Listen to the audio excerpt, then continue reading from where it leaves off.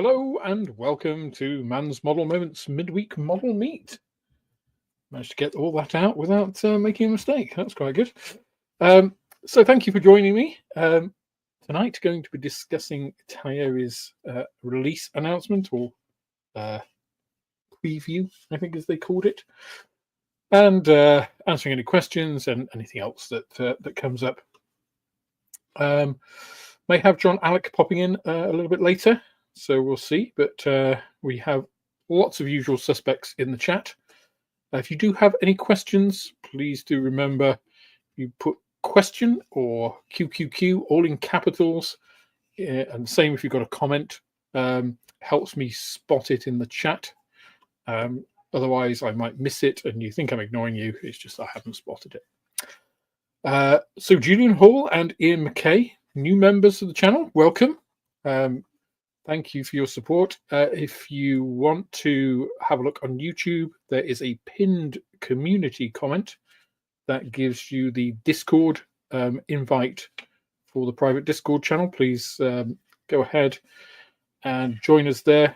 Discord is by far the easiest way to communicate with people for me. So I put on occasional previews. I put the video links on there, answer questions, and just ask people bits about what I want to do with the channel. So the current list of the potential kits for the 25 kits for 2025 is on there, for instance.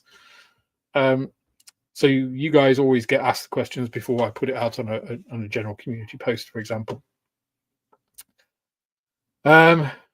So we've also got David Markey, Michael Myers, Monsieur Lepstra, I shall call you to avoid murdering your first name.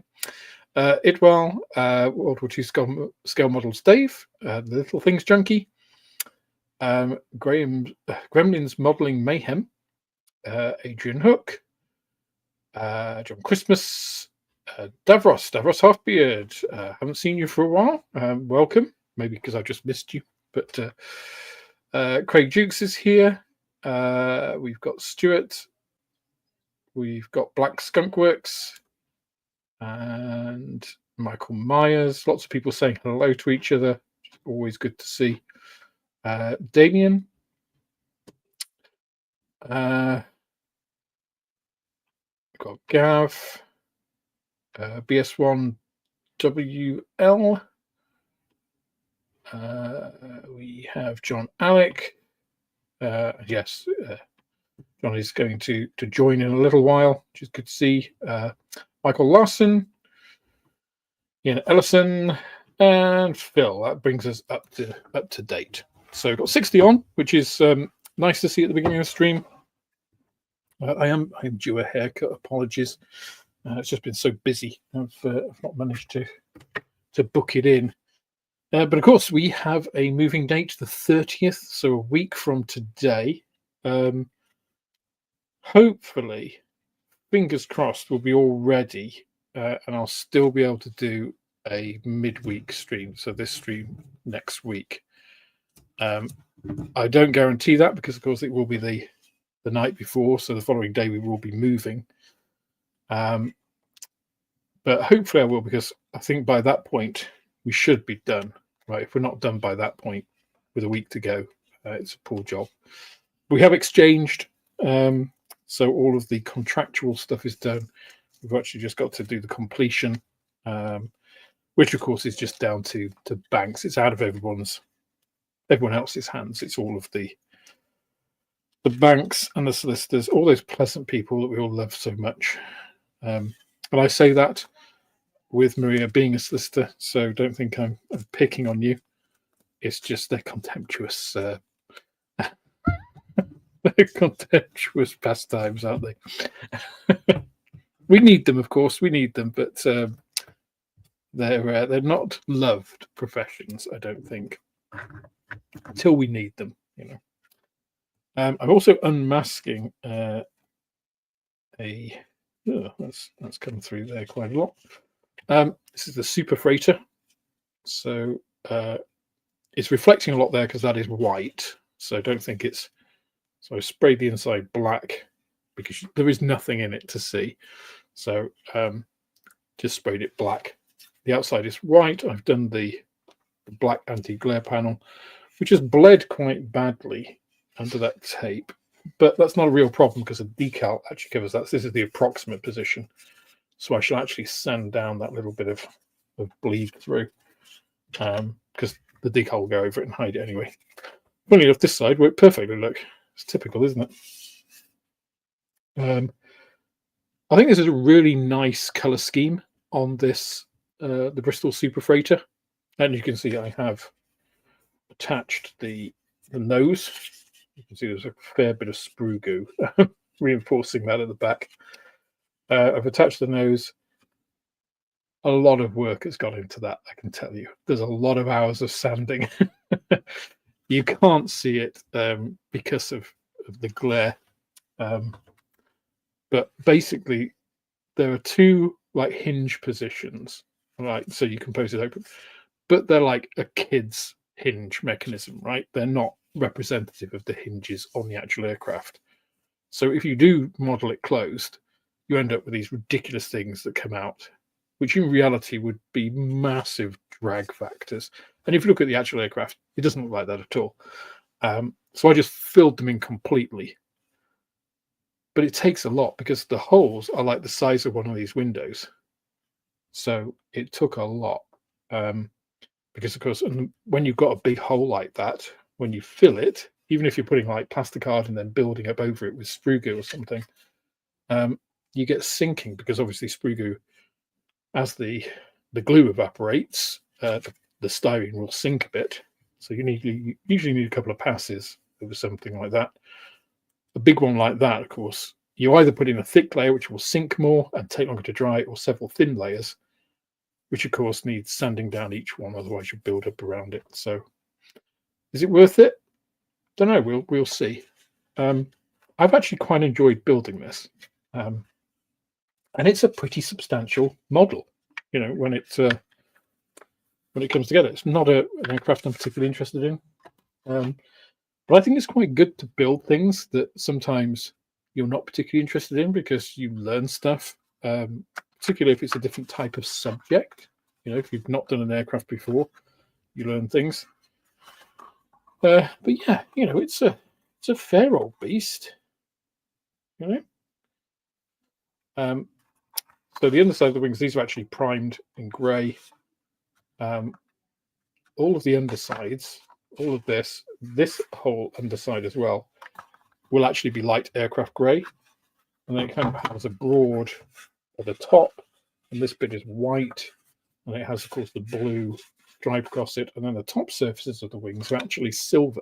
So it's quite smart, I think.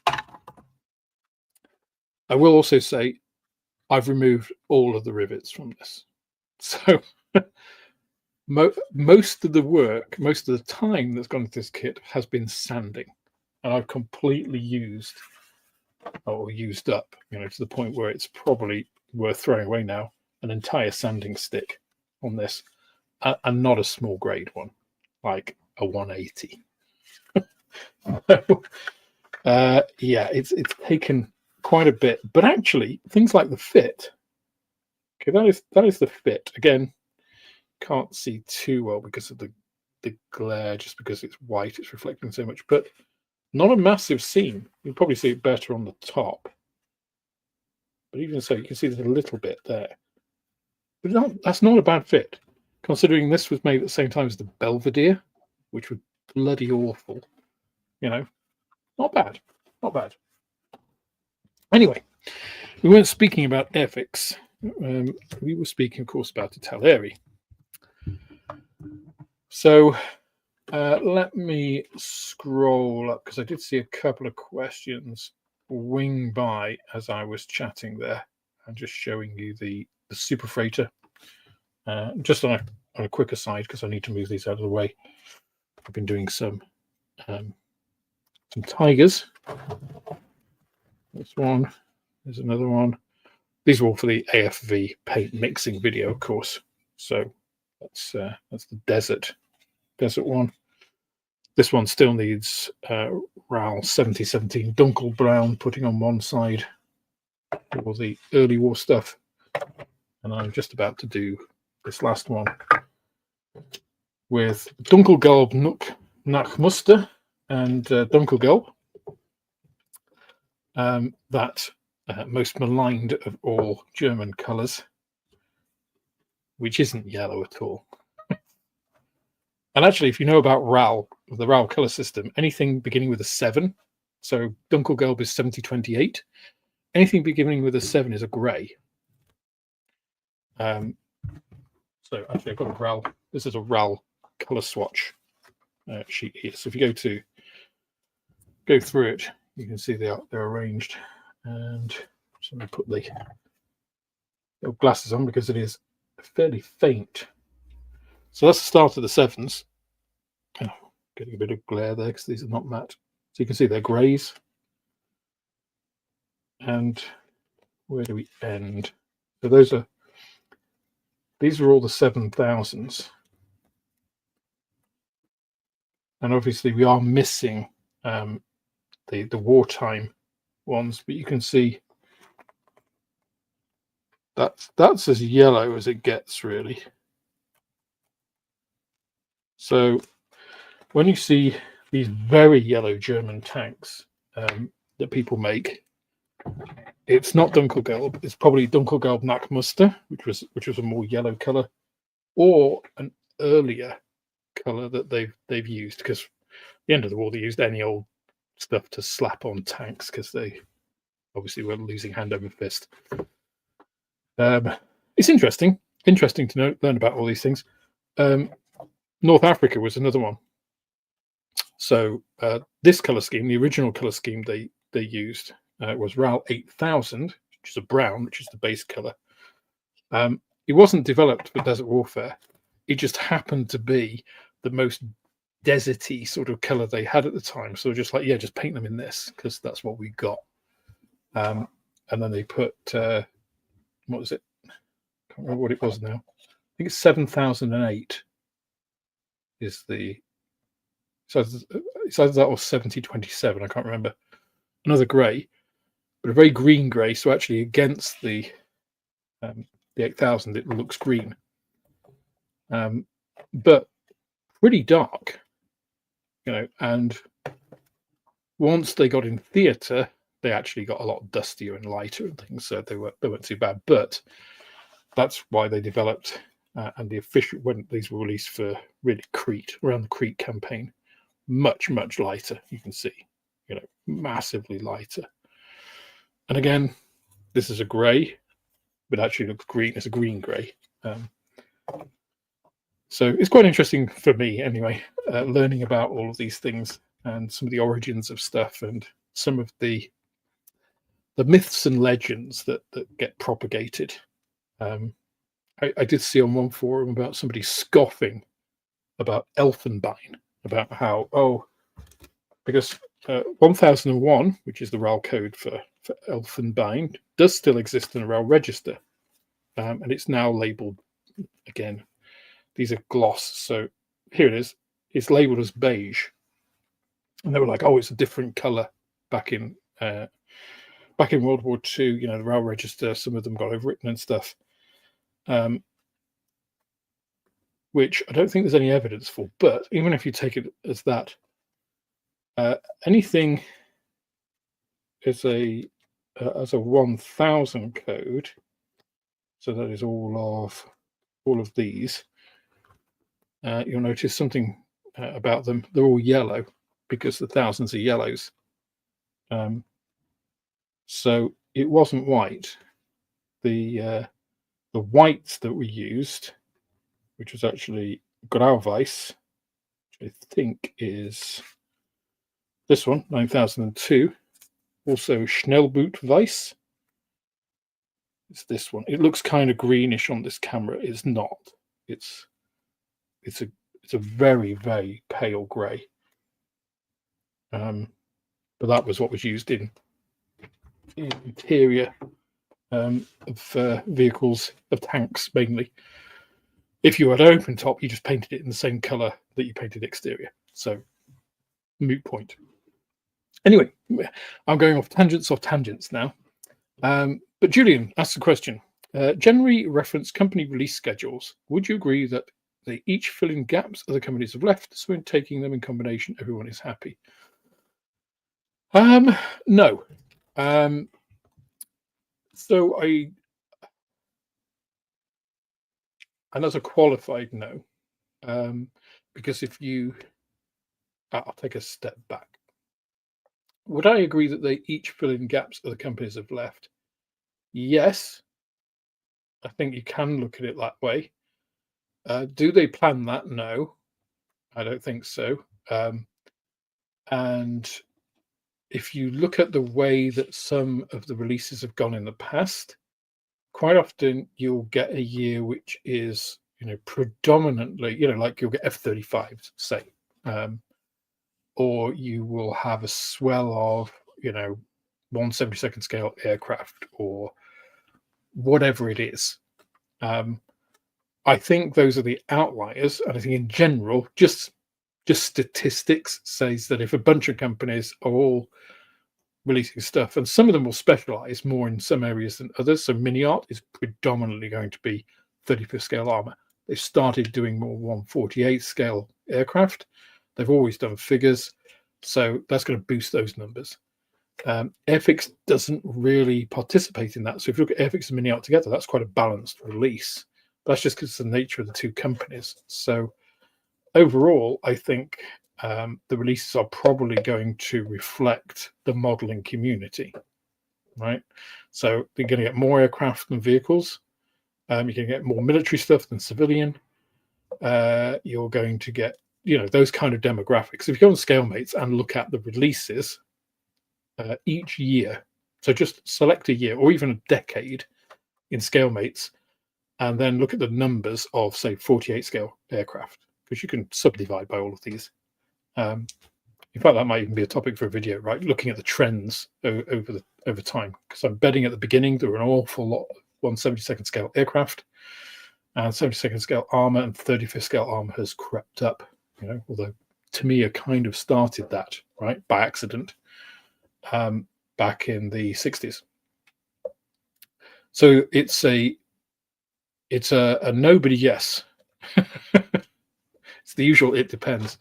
But no, in this case, it doesn't depend. It's just, I think statistics balances stuff out. No one's saying that everybody is happy at any time. There are always some people who will never be happy, whatever is put out, Julian. As you know, again, we come back to that small but unfortunate percentage of the human population who are just assholes. It doesn't matter. They'll never be happy, whatever. If they want inclusion, they see oppression. If they want strict regulation, they see, paralleled immigration. It doesn't matter what side of the political spectrum you're on. It doesn't matter what sort of fashion you like or music or whatever. There'll always be that small group of people that are never happy. But an interesting point. Question: is there a Frecci Tricolori? Frecci Tricolori. I love Italian as a language, but I'm rubbish at it. You've got to. I think for Italian, you've really got to get into the spirit of it, and I think it's amusing to me how languages sort of reflect the character of the people. Italian is this sort of beautiful musical language, and it's just like, or at least a stereotype of it. But stereotypes have their origins in some grain of truth, usually. It's the exuberance, it's the blah, blah, blah, blah, blah. It's like this exuberant musical language of love, which is kind of very Italian. Is there a there is, I am sure. In fact, I'm sure I've seen it. They might have done one actually as a special last year or the year before. Now, it depends on what scale, whether it's 72nd or 48th. I'll come more to the Italeri releases in a bit. But, if you've done an old Eschi kit, again, they used to, rewind a little bit.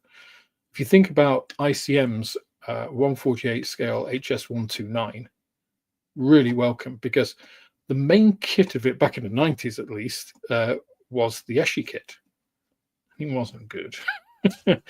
Very basic, no real detail to speak of. It was really a basis, a platform for you to then work on, which is enjoyable if you enjoy that type of modeling. And you could make a fantastic kit out of it. It's what you want to put in. Again, there is no standard of modeling. Some people just want a kit. To me, a kit, shake and bake, it's got all the detail in there. You don't need to add anything to it to make a good kit. Some people want to take, a really rough kit, turn that, piece of coal into a diamond. And that's a different set of skills, different sort of enjoyment. And, we've talked about this on Airfix and Chill a lot. Luke said it as well, different things for different people, But certainly if it hasn't been released as a Italeri scheme, there will be definitely aftermarket decals for that. In fact, let me have a little look. Scale mates. Let's put a G91 in. Let's think kits. We'll take all scales of kits because we don't really care. We just want them to be physical. And let me have a look at subject. Oh my God. Okay, so two things. Can I share my screen here? I'm not sure if it will let me. Oh, yes, it will. Here we go. Just check you can actually see that. Yes, you can. So this is a search for, so all I've done is search for G91, gone for kits, full kits, physical, kept all the scales there. Obviously we want aircraft. It's always good to nail that down a bit. We want jets just to narrow it down. Then you have these two things. You have topic and subject. Now, if you want subject, you can go to like the exact, model. But if you go for topic, you can just get all of the Fiat G91s, right? And then you'll get all of the stuff.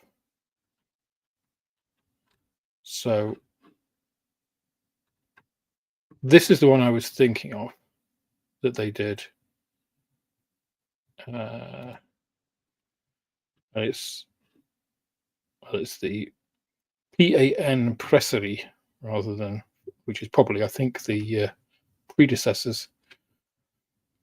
So very pointy nose version. And that's the 48 scale. So that, again, is the Eschi kit. Does anybody else do it? Or have anybody else done it in the past? Ooh. Yeah, it looks like it's PAN, whatever the PAN is. The A probably stands for Aeronautica or something, doesn't it?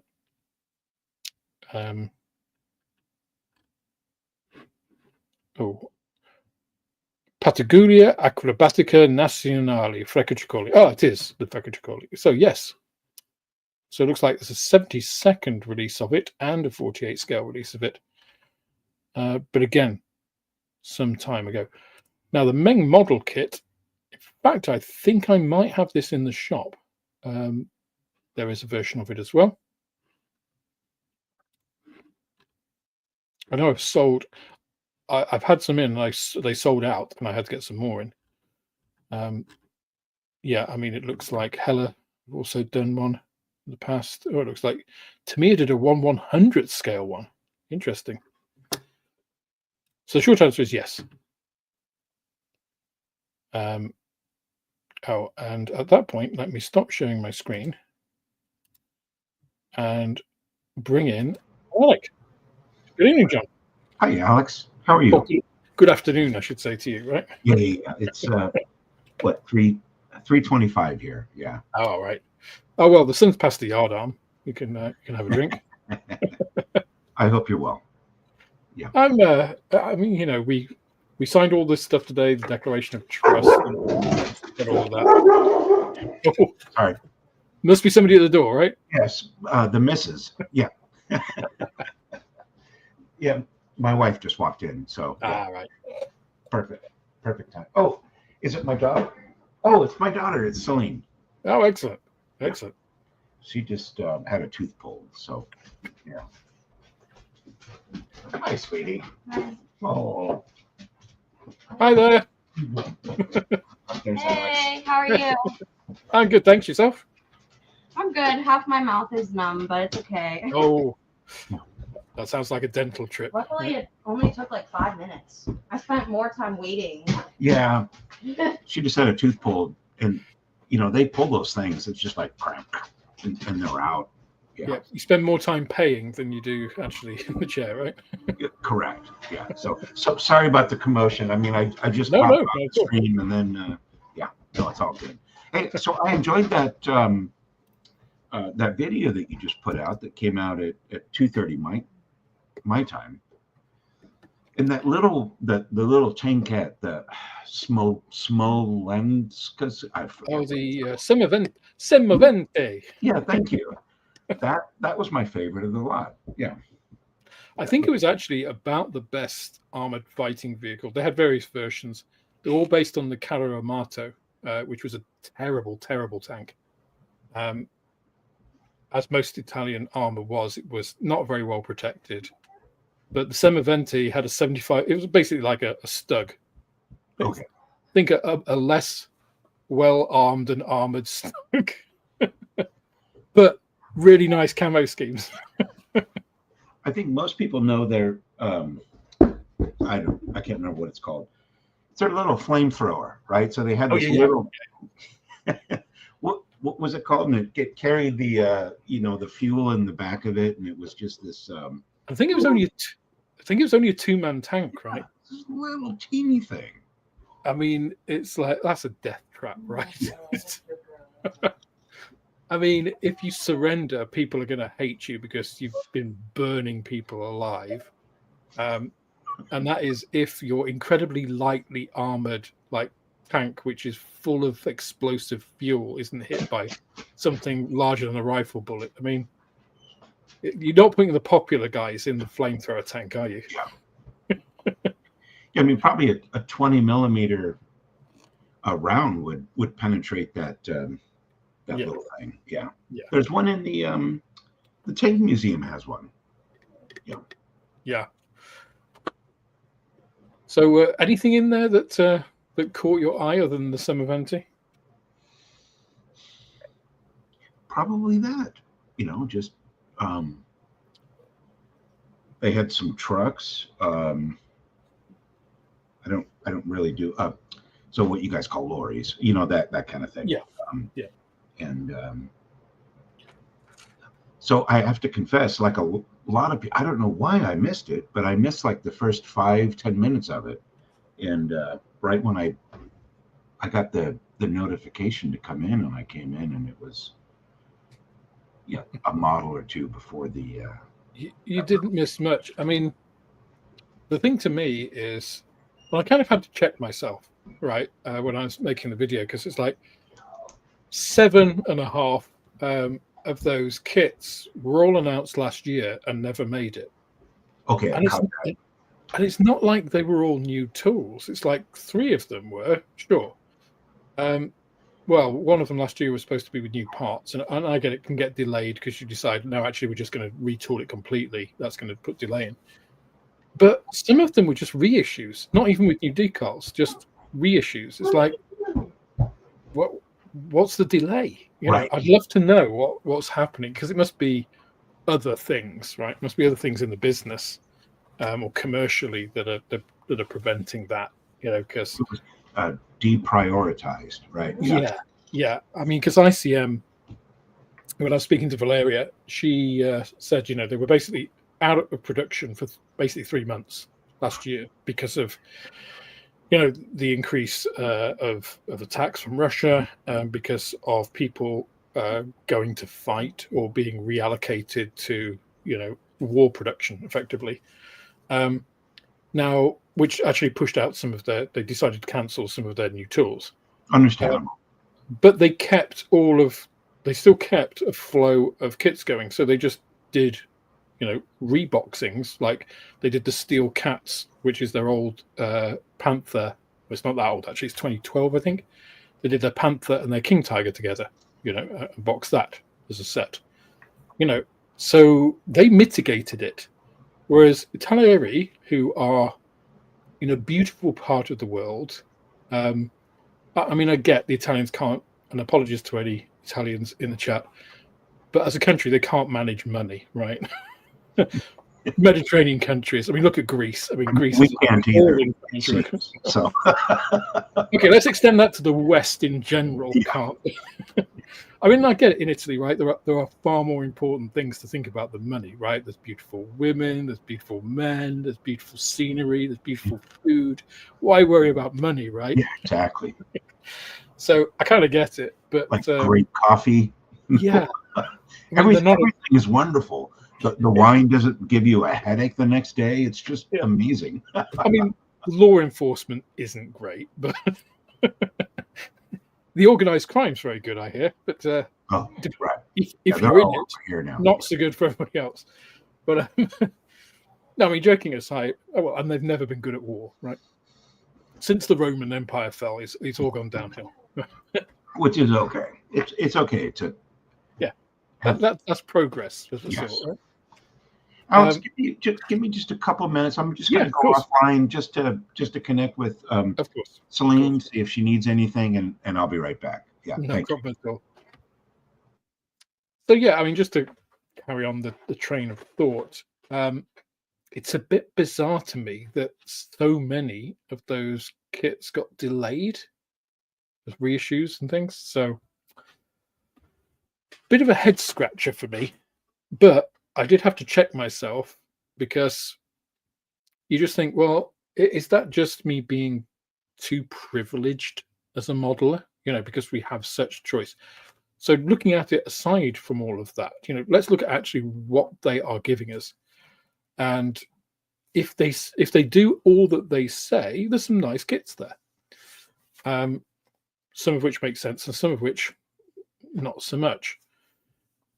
Comparing that then to other releases, it starts to unravel a little bit, I think. But anyway, I'll save that further train of thought for when John Alex back. Got some questions to answer, so that's a good way of mitigating that. So Julian says, supplementary to last question, do you think there is a genre that gets overlooked by everyone?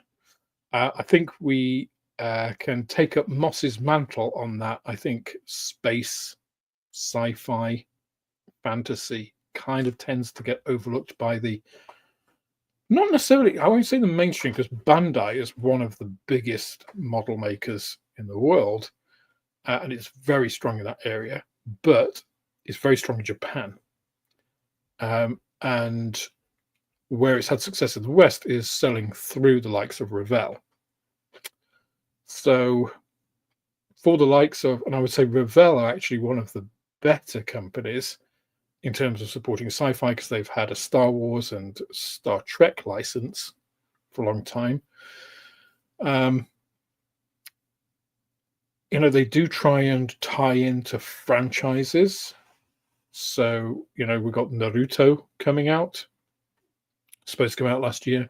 It's coming out this year. To tie in with that whole anime manga kind of thing. So they, I think, are probably at the head of the pack. But everybody else, Airfix surprised everybody this year, I think, with the new tool Artemis SLS, right? Putting actual physical money to make new tools to push something like that. But I think there's an awful lot more. And I think some of it does come down to licensing, for sure. Because if you're going to do, a lot of people talk about Jerry Anderson stuff, right, in the UK. And Airfix will be a perfect company to do Jerry Anderson stuff, because it's Jerry Anderson's shows were biggest in the UK, have that biggest following. and also, let's call it the Commonwealth. But Australia has a big following, like for Space 1999, for instance, a lot of Australian actors and following of that. They didn't have the same success. They did have success in the US, but not in the way that they did in the UK. So you think it would be a perfect company to mass produce those in the way that they did back in the 70s with the Captain Scarlet Interceptor and stuff. But franchising is the big thing. It's licensing. And that adds cost, and then that drives up how much the kit's going to be, and then are you appealing to those people? I mean, for that sort of stuff, they were big in the 60s and 70s and 80s, right? I don't think it's kids that are going to be buying those. It's going to be, big kids like us. So I don't know. I think it might be worth it if they would do, say, a 1/48 scale Captain Scarlet Angel's Interceptor. I can see people, I can see that being successful and people buying it. An injection molded, well detailed, nicely cast piece of that for, I don't know, like £50. I don't think would be unreasonable. Unreasonable price that people pay, as in, for sure, it's on the expensive side, but, say £10 for the license part of it, 20% of the overall cost. Maybe. But yeah, I think undoubtedly there are a lot of companies that do everything else, right, in most scales.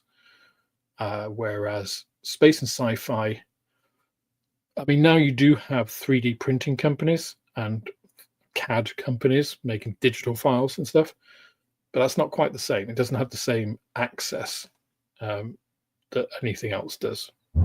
Any other company, injection molded. When I looked at who's the best model company in the world, which I will run again this year, I think. I'm going to leave it till the summer, I think. See if anything has changed. I only looked at injection molding. I don't use that as a qualifier because it makes it accessible to so many more people. Now, that may change in the future, but at the moment, I think that's still where we are. And that's why plastic models have become the standard. I mean, at the one time, it was wooden models, right? And plastic models overtook them after World War II because they were cheap and easy to make and anybody could make them. So, Anyway, welcome back, John. Oh, thank you. Yeah. Julian just asked a question. Do you think there is a genre that is overlooked by everyone? And I just said, space and sci-fi, as Moss has said, is probably the one area that is least best served by all of the model companies that we would think of. The mainstream ones, even like the up and comings like ICM, like Meng, like Ryfield, big Japanese companies aside, like Bandai, and their reach is pretty much East Asia, and then the West through Revell. I think Space and Sci-Fi is a fair bet to say that that's overlooked compared to the others. It's not. So right now, right, you have SpaceX. They're really, you talk about space. That's it. It's not like a lot of these things like the 80s. You had the space shuttle. You had the space station. You had Hubble. You had all these sort of things going on. Right now, we have the Webb Space Telescope. You've got Starship. That's about it. So it's not on everybody's. It's not like what it was in the 60s, 70s, and 80s. No. Yeah. No, actually, I think I'll agree and disagree. I think there's more space stuff around now than there was in the 60s in real life. But I think you're absolutely 100% right that it's not in people's minds because people just accept that it's there. Everybody accepts GPS. It's just one of those things. I don't really think about the thousands of satellites that are going, and we may be approaching that limit of space junk around us. But Right. People aren't excited about space in the way that in the 60s it was a new frontier. It was the future. It was, we're going to live on the moon and we're going to colonize the solar system. And now it's just like, people hear Musk talk about Mars and think he's basically mad. And it's like, and the other person is Bezos with his space dildo. Yeah. And it's just like, okay, so space is just the preside of oligarchs and the ultra uber rich. Yeah, if you're wealthy enough to pay what, $250,000 or $1 million to go up, and get stuck on the International Space Station. Yeah. And then have to be rescued. Yeah, exactly. Yeah, so I think it's and I don't know how you change that really. I just don't. Yeah. It's probably fantasy sci-fi is way more popular than reality sci-fi, right? So, you want to do sci-fi, it's like, oh, the Thunderbirds, or Battleship Yamato, or Battlestar Galactica. Some really cool stuff. But that comes back while you're away. I was just saying the main issue then becomes licensing, because most of anything that is in the public mind at any time, like when they relaunched Battlestar Galactica and redid it, that was a big thing. Was it Netflix? I think it was Netflix, wasn't it? Or was it Prime? I can't remember. Whichever one of the two it was on, everybody they redid Battlestar Galactica. It had had a lot of hot women in it, which I think contributed. Grace Park. Yeah, that was her. Yeah. It's like, you're not watching it for the robots, are you? It's like, yeah, I am. She's a robot. It's like, yeah. In your she dreams. just happens to look like an incredibly hot woman. Yeah. But like, that was super popular. I mean, and not just amongst nerds. It's just like a lot of people. The viewing numbers for that were huge. Right. But as soon as you associated that and you're talking about huge viewer numbers, you're talking about a massive company that's earning millions. And if you want to do something associated with that, they're going to make you pay through the nose for a license for it. Yeah. And that immediately makes it super expensive and yada, yada, yada. So, and they pass that on to you, and then you don't buy it. Right? Yeah, I have a Battlestar Galactica, the new one. I can't remember who makes it. It might. Don't know. But it's a fairly basic kit, and the amount I paid for it was more than you would pay for an equivalent other model, and that's just license fee, obviously. And that means it doesn't have as much appeal.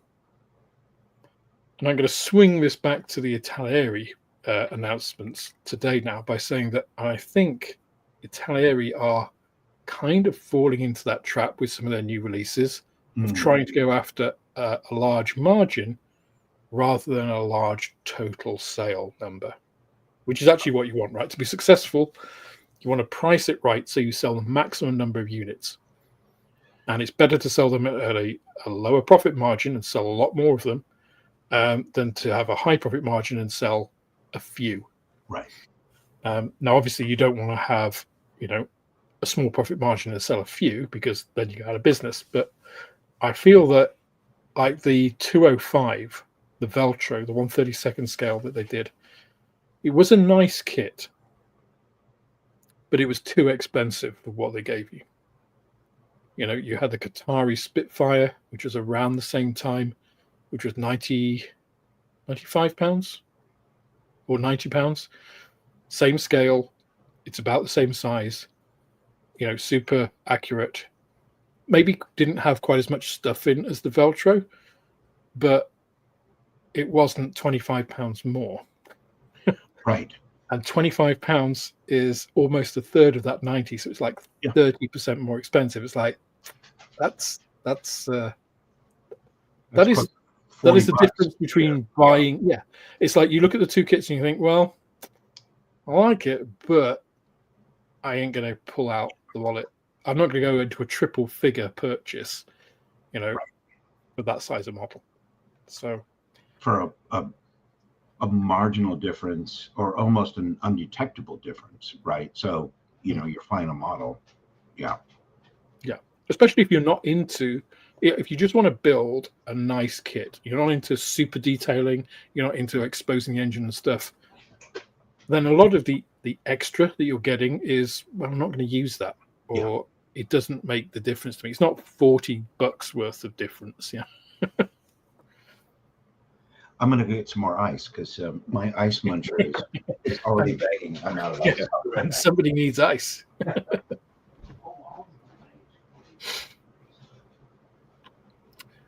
So I am now very behind with the chat. I apologize.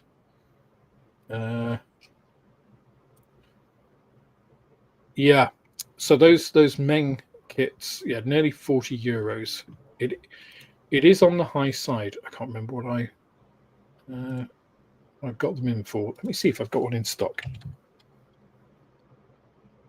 Okay, it's not on the G91, but that doesn't mean anything. Let's look under Fiat.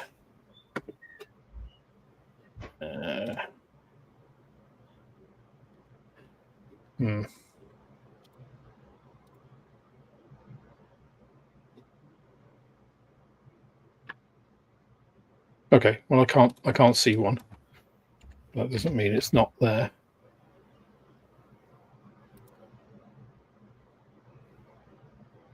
Okay.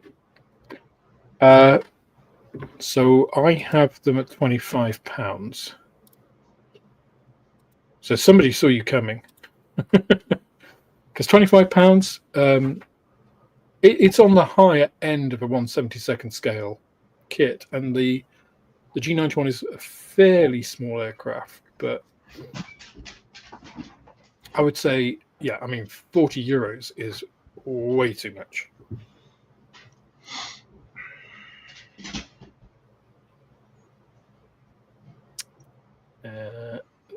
Just scrolling down to see if we have any. Oh, I have dinner being brought to me. Oh, wow. Sweetie. I pay her, just to come in during stream. Make it look like I'm well served. That's not true. No, it's cool. That's cool. Well done. Yes, Alex, where can I order it? I'm not quite sure what you're referring to, Paul. So if you tell me, I'll let you know. Michael Myers says, I just saw a documentary on YouTube today about the Artemis program. That thing is going to be a beast. Yeah. I have my worry about the Artemis and is NASA's involvement with Musk. Because I think that could just sink the whole program. But I shall leave my Musk musings to a Friday evening. Gremlins Modeling Mayhem says, question, has any company ever made Ripley's lifeboat from aliens? So do you mean Ripley's lifeboat from Alien?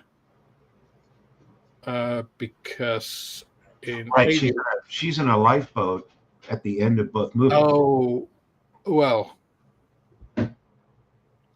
Because Aliens, you never see the escape pod thing that goes to Alien 3. Right. So it's in Alien 3. That's where you see it. Yeah. But if so, clarify what you mean, Guy, because absolutely the lifeboat from Alien singular was called the Narcissus, and that's definitely been done more than once.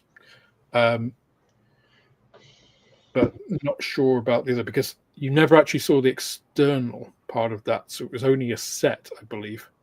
So I don't know. Future says the Halcyon, if I'm pronouncing it right, made the Narcissus from Alien. Okay. Yeah, and they also, they did a lot of the Alien franchise stuff. They did the Alien Warrior. I mean, the thing is, you have to be careful with Halcyon because they're not very accurate. They get the license like the Alien Warrior was. So the Xenomorph, if you've ever seen it, it has hands which have two fingers like this on each, and then it has a thumb on each side. It has two opposable thumbs. Okay. And that the Halcyon model doesn't. That's weird. It has these big things at the bottom of it. You know, it has you've taken some liberties with the actual Xenomorph design for whatever reason. So you just have to check on those. Plus, I don't think they're in production anymore, so they cost the earth.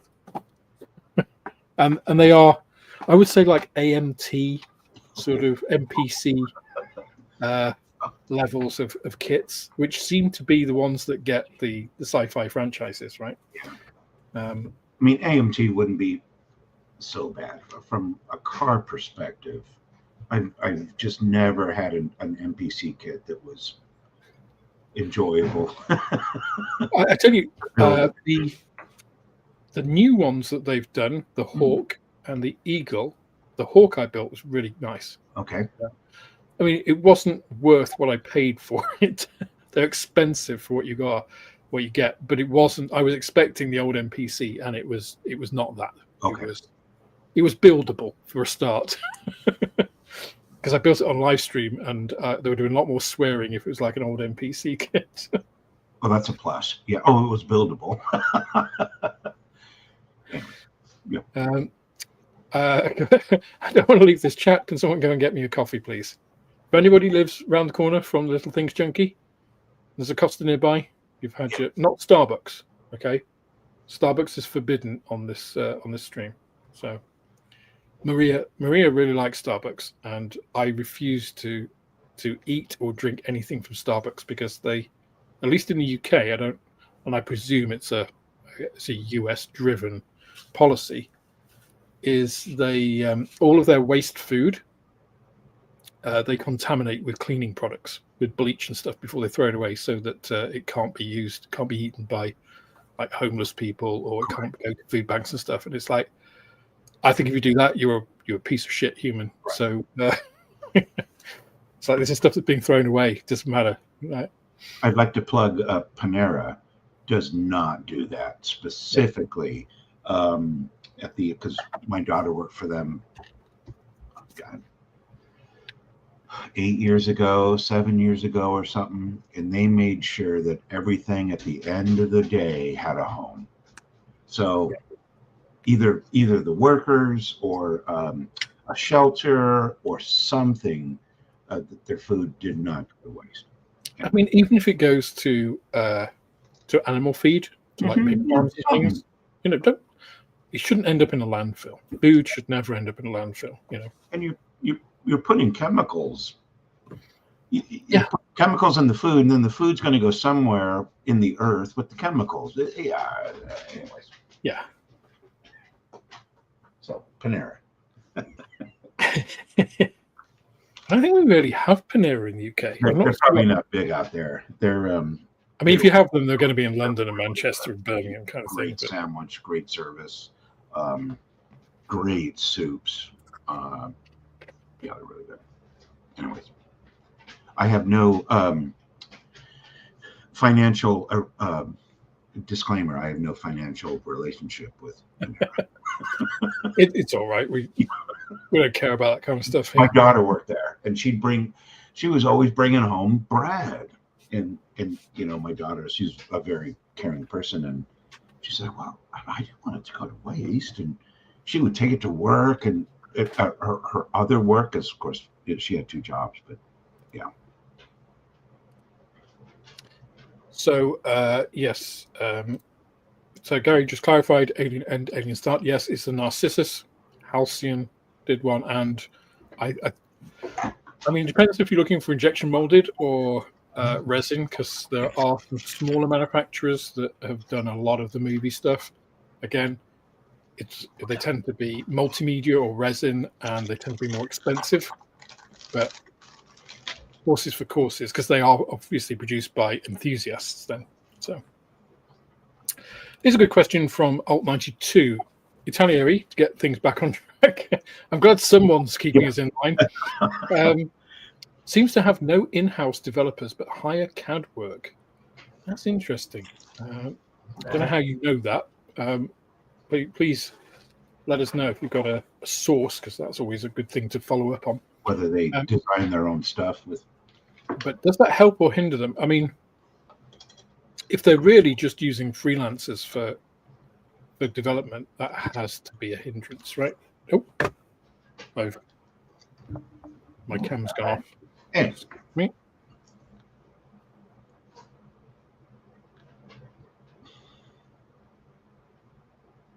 There's a local brewery here, and they take all of the grain and hops that they use to brew the beer, and they take it to there's a huge farm that they take it to, and the farmers are just like, oh my god, it's like the biggest, like it's like manna, right? So there's all these hops and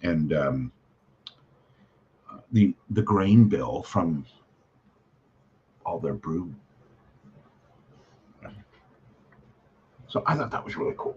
I'm like, okay, I'm buying the beer. So here, that's where Marmite originated. We can't see you there, Alex.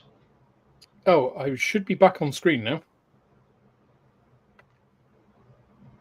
Can you hear me? I can hear you. I just can't see you. I had to restart my camera. I can see me on my screen. Can people see me in the chat? In the chat, yeah. Yeah, Starbucks has censored me. Yeah, I can't see you. Okay, let me just quickly reload.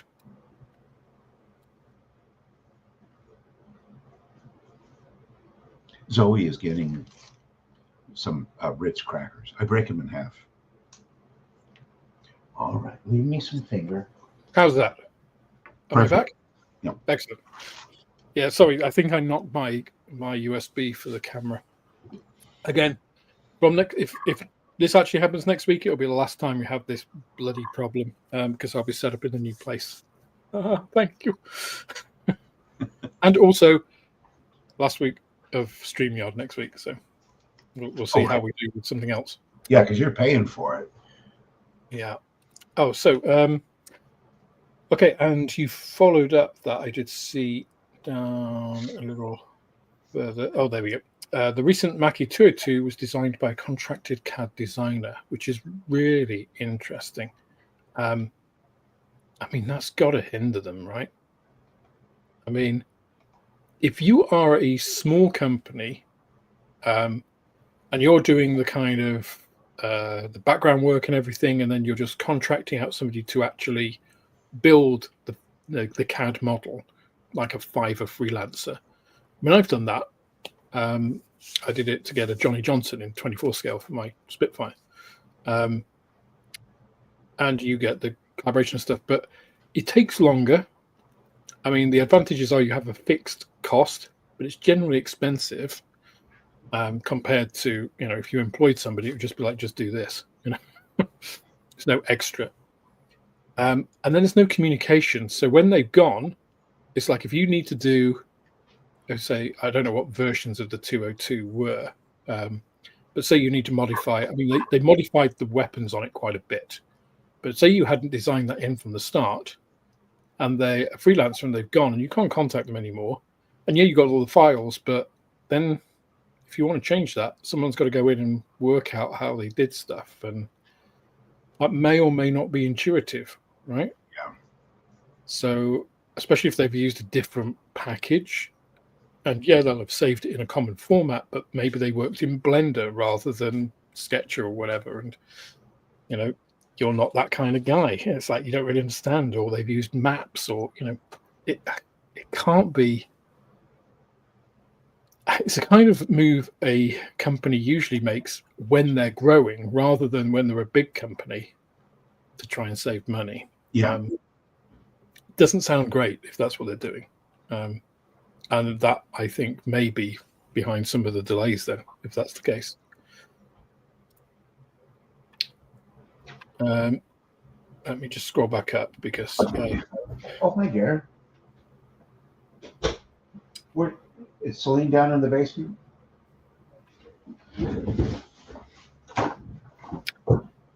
Good evening, Matt. Good to see you. Although that was quite a while ago, I think, because we've been fapping about on other stuff. It's probably at least 20 minutes ago. Yeah. Actually, not too bad, actually. Anything about 5 minutes. Okay. Come on. Artemis, NASA equals government equals evil, therefore must go, at least according to people with money. I'm amazed, actually, John, at how NASA is regarded by some people in the US. They all think it's like behind the Great Wall in Antarctic, keeping the oceans in on the flat Earth, right? Here in the States, NASA has become kind of the singular thing that NASA is known for is putting out interplanetary probes. That's it. That's it. So every once in a while, NASA will put out, the James Webb Space Telescope. And a lot of our launches, a lot of our probes or whatever are collaborations with either JAXA or ESA or, I think we have one with like India and ESA and that kind of stuff. But that's really it. That's what NASA has become. Yeah. I mean, it's. I just view it as exactly that, right? It's a space agency, but a lot of people seem to think it's like an extension of the CIA. No. Or like a government black ops project. You get all the conspiracy theories, and you think, what are they on? They can send up whatever they want at any time, independent of NASA. Yeah.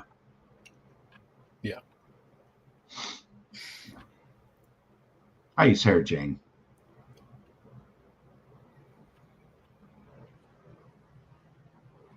Okay, sorry, I'm still just scrolling through, just picking up. This was a question. I think I missed your original question, Mark, about build instructions. Virtual models. Okay. If you don't have instructions in a kit, the first place I would go to is ScaleMates, because ScaleMates, you can usually, not always, but you can usually download a set of PDF instructions that somebody scanned and put up there. So try on ScaleMates to see if that's actually got that in. Even if they don't have your exact kit, unless it's the only boxing of it, quite often they'll say, we don't have the exact one, but we have this, which is like the prior boxing or the most recent boxing or whatever. So there's usually a way to get it. If they don't, sometimes you can just actually ask the manufacturer. So obviously ScaleMates is instant. You can get it within seconds. Whereas obviously asking a manufacturer, there is a bit of, has to go through their query system or the email system or whatever. They have to get back to you. But generally, they're also pretty good about, because obviously they want you to build their models and they want you to have good experience. So you keep buying more of them. So they're usually happy to accommodate.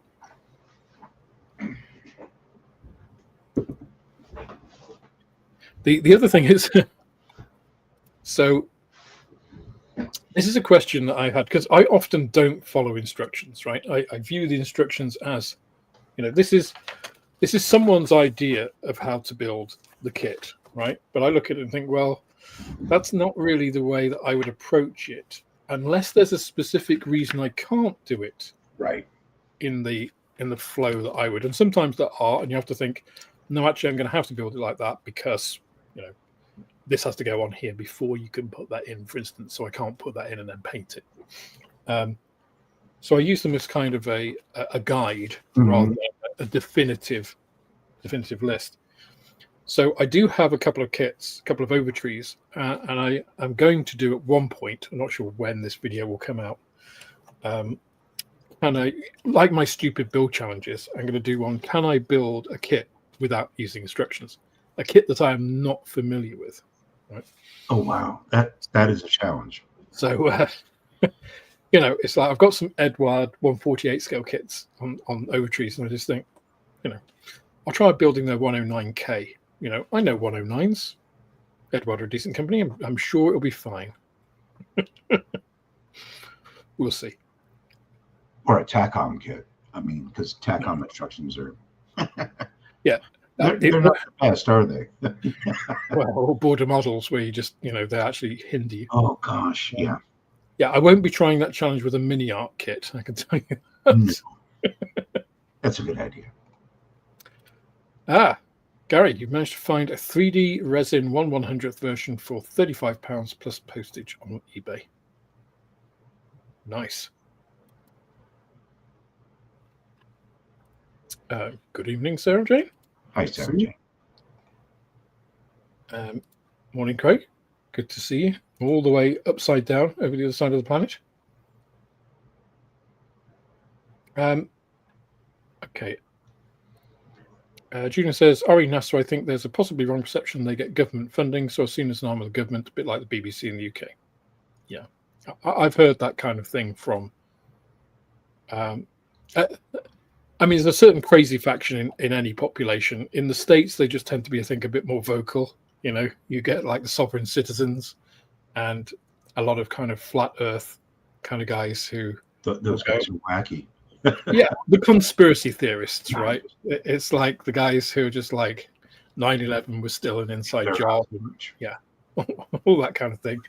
It was a cover-up by NASA to hide up their geothermal generators pumping power to the ice wall in Antarctica. It's just like, okay, just apply Occam's razor to this. Generally the most simple explanation is the explanation. It's like what you're doing is a very tenuous set of threads to get to where you're going. I can't remember who said it, but there's a quote. Somebody might know it. No amount of evidence will convince an idiot. You see it all the time, like on the internet or something. Somebody said that, and whoever said it was right. Yeah. Right. Yeah, exactly. I mean, the thing is, it's you and I both come from a scientific background, right? We've done the scientific method, and the way people think science works and the way science actually works. Although actually I've seen some scientists try to do this, but the general premise of science is you come up with a hypothesis and you do your utmost to disprove it. Correct. Right? You're not trying to prove your hypothesis, you're trying to remove anything else. So it's like Sherlock Holmes said, whatever the explanation is, once you've removed all the impossible things, whatever is left, however improbable, is the answer, right? And that's basically what the premise of good scientific research is, that it's just like, right, okay, here's my hypothesis. This is what I think is going on. So how do I disprove it? If that wasn't the case, then it should be this, this, this. I try and find all those things, and you sort of clearing around this space until eventually you find, because in that clearing process, you'll often find, oh no, actually, I have disproven that theory. So I have to come up with another hypothesis that explains the evidence I have, and then try and disprove that. And this is how incrementally science advances. But the way that some people think, it's just like, oh right, this guy comes up with this idea and invents this stuff, and based on, and it's like, no. Oh, sorry. My favorite flat Earth fact is their literature says they have friends all around the globe. Yeah, you couldn't make it up, could you? That sort of stuff. That is fantastic. An oxymoronic quote, for sure. That's funny. Yeah, so I was saying when you were just off air, John, about I kind of had to check myself with the Italeri release, because obviously we had airfix. What is it? Only a week ago. Good God, it seems longer than that. I know. That's what I was thinking earlier today myself. I thought it was 2 weeks ago. It was just last Monday. But it's like 8 days. It's like, and I think generally across the board, apart from the minority, I think don't like it, but a majority, even if there's nothing particularly for them, think it's a bit of a return to form. It's a very strong release from airfix. It's varied. It's quite bold in a lot of ways. It's quite pleasing. You've got the Jag to please. A lot of Cold War modelers. You've got the Artemis and the re-release of the space stuff, which is quite bold from airfix, and a whole bunch of other stuff. The Wessex, which looks incredible. And a folding tail and rotor, full interior model of a 1/72nd scale helicopter is, mad. Yeah. Right. So. And that Elvis, that the Elvis. Man, fantastic. Yeah. Yeah. I might do, there's this company, I don't know if they're in the US, but there's one in the UK, where basically you can have yourself scanned, and then they'll make a miniature of it. So, and you can wear whatever you like, and they'll produce it like that. So I might actually get myself in like sitting driving, because you have to kind of drive an Elvis like you drive a big bus with a round wheel. But I might get myself in that pose and put myself in the, because I've driven an Elvis. I was just like, I'll awesome. do that. They're a lot of fun to drive because they're, I can't remember actually, because I drove quite a few vehicles. 2x6, 4x6. Yeah. And I think I'm right in saying, I don't think I'm confusing it, that both the front and rear wheels steer. So it's, and it's amphibious, and it's quite cool. I'll be right back. Okay, a question here: can you thin atom paint with Man's Magic leveling thinner? I'm not 100% sure on that, Mark, but I will get back to you. That's a good point, because I have some atom paint kindly sent to me by a viewer. And I haven't tried thinning it with that, but my suspicion is no. Because although they claim, what do they claim? Do they claim that you can thin it with MLT? Because if you can thin it with Mr. Hobby leveling thinner, you can thin it with mine, because it's the same stuff. But I'm not sure they do. I think it's basically that they say. And I do need to put a review of the paints. They say it has lacquer-like properties in an aqueous paint. Spoiler: it doesn't really. It's okay. So there we go. You don't need to watch my video review of it from there, because that's kind of my summary. It's okay. It's another acrylic paint. It doesn't do all the stuff that they say it does, and the one reason I would say not to buy it, it has the worst color matches of any paint I've ever seen. Terrible. So you can thin some aqueous acrylics with Man's Magic leveling thinner, but it depends on the formulation. So I would always say try it in a little mixing cup, or whatever you've got, like a palette. Got a palette here somewhere. Incredibly dirty palette. Don't try it on a palette like this, but you can use a palette. I would say actually you're probably better off using like an ICM thinner or Ultimate modeling products. I know Atom do their own thinner as well, and that does contain, was it 2-butoxyethanol, I think, which is one of the main components of, well, one of the 5 components of MLT as well. But I would say it's probably a 60-40 no to yes on the Atom. That's right. They put, so Mr. Color, Mr. Hobby, they put exactly, not the proportions, but they put the chemicals that are in their thinners. Yeah, it's like right on the bottle. Yeah, it's very helpful. Yes.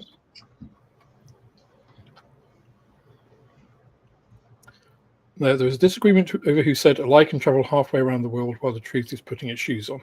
Yeah. Yes. And that's more true today than ever. Ever. So I don't know if you've heard this one, John. There is a popular, idiom, I guess it is, but it's quoted as fact that if you take all of the human blood vessels out of out of an average person and put them end on end, they will stretch to the moon. Like all the capillaries, all the arteries, all the veins and stuff. And this is something you can go and look up on the internet. It's not true, right? And Kurzgesagt, I love that. Yeah. So they actually looked at this and they tried to find the original source, and they went right back, and they actually contacted the guy who like put this in, but he was quoting somebody else, and they went, and basically it was based on this guy estimating from density in tissue, like in the I think it was the late 19th, early 20th century. And basically it was a big approximation and he got it wrong. They still stretch a long way. It's like about a third of the way, I think. But of course, stretching to the moon sounds like, okay. If you say stretching a third of the way to the moon, it's like, I don't know how far it is to the moon either, the average person, I'm saying. But a third of the way isn't as inspiring, is it? So, no. But that is persisted. It's been quoted in scientific journals and all kinds of stuff. It's just accepted truth when it's wrong. So, again, millennials will accept that. Gen Xers like us will be just like, really? That sounds like bullshit. Can you prove it? Yeah, exactly. But what I originally started all this with as being scientifically trained is we always were trained to cite your source. So if you, like when I was writing my PhD, you can't just say, oh, so I did mine on the liver and alcohol abuse, and not just practical application. It was a clinical one. You can't just say like, oh, the liver is the second largest organ in the body. It's like, well, how do you know? It's like, what's your source on that? Have you taken livers out of people? It's like, so you have to quote. So you always, that's why you see in any paper, if you go and look at a scientific paper, they'll talk all the way through and there's little numbers, in superscript all the way through. And at the back, there's a list of references, which will tell you where to go and look to verify that fact. Yeah. It's the old version of fact checking on Twitter and stuff. Correct. You can't just make shit up is kind of the short bit to it. But it's amazing how that skill has not really persisted into the digital age. Not really. Here we go. Getting us back on track again. Thank you, Michael. Okay. A novel question for you, Alex. What do you think of the Italeri releases? So, as I said in the video, right, it's if you just take them on face value, not thinking about what has been delayed from last year, it's okay, right? There are some really good kits there, and you think, well, that's 6 new tools. You've got a mix of subjects. I mean, if you're Italian, right, and they're Italian manufacturers, so just like Airfix produce a lot of British-based subjects, they produce a lot of Italian-based subjects. Can't blame them for that. The Lancia doesn't do anything for me, but then the Stratos did last year, so I'm going to give them a pass for that. There will be a lot of people that like that sort of 1960s style of rally car. 124 scale is probably the right scale for it. It'll make it accessible to a lot of people, who wouldn't buy a 112 scale because it'd be too big and too expensive. But a 124 scale, if it's something a little bit unusual and I like look of it, then I might pick that up, right? Yeah. The MC200 makes sense. I still think they should have done the 202, but because that's a nicer looking plane. And it's kind of and maybe they still will, right? So they got the full, line 200, 202, 205. Cool. You've got the truck. I'm not a truck modeler, but getting new trucks. There are a lot of old trucks. Getting a lot of mileage out of those. Excuse the pun. I think is good. It caters for another part of the hobby. We want that breadth. The 48 scale 202, I think, is one of the best releases out of the new stuff, because I think that's a lot more accessible. The 202 as well is the Spitfire of Italy, right? The 202, the 205 were the best looking and some of the most successful fighters of World War II. And Italian aircraft have great camouflage schemes. Yes. So a 48 scale, even if you're not a big fan, it's like you could see some of those camouflage schemes and think, ooh, that looks nice. And if they do the same cartograph camouflage decals that they did in the 205 32nd scale, that means that you don't have to own an airbrush to create those schemes. So, depending on how they do it, I think that could be really good. And then they did a 48 scale F-35A, which I just don't get. I mean, to me, I've had theirs out for 2 years now. Is it going to be better than that? I think we know it's not. It might be good, but if you've wanted a 148 scale F-35A, you've probably already bought and built or have to build the Tamiya kit. The Tamiya kit, yep. Yeah. So I understand if Italeri bought theirs out first, but 2 or 3 years on, it's like, I just don't. Yeah. Like I said in the video, if I was in a board meeting and we were all discussing this, I'd be like, that's wasted money. We're never going to get the return on investment on that. Make the C version that you said you were going to do last year, because yes, it's a smaller target market. And I think that's maybe why they made the change, because the A, everybody has an A, right? The C at the moment, I think it's only the US Marines, right? Correct. But how many 148 scale F-35Cs models are there? It's like, I'd rather have all of a small market than almost none of a larger one. So the rest of it, sorry, John. Having the niche market is good. Yeah. Right? I mean, that's what the airfix's main business is built on, right? I mean, most of airfix's kits, yes, they do Spitfires and stuff, but most of the really successful ones that you think of in the last few years, the Gannet, niche, the Licensor, oh my gosh, niche, the Bulldog, very niche. And they're great kits and really enjoyable to build. Yeah. And I mean, the re-releases, there's some good stuff there. The Merlin is long overdue. It should have been out last year, of course. I mean, if Airfix, as a surprise announcement, released the 148 scale Merlin, nobody will buy that 172nd scale one unless you're really into 172nd scale as opposed to 148. You don't have the room, etc. So Airfix, if you're listening, I think you should do that. You'll catch a coup. But there's a call for it. And as I say, I get asked all the time. I'm in the right spot, obviously, for a Merlin, because Yeovilton is 10 minutes down the road. So you have pilots, ex-pilots, ex-crew, ex-engineers and stuff who are interested in that aircraft, people who see it, blah, blah, blah. And yeah, it's the only 172nd scale tooling of it, and it hasn't been released for years. So they're as rare as rocking horse poo.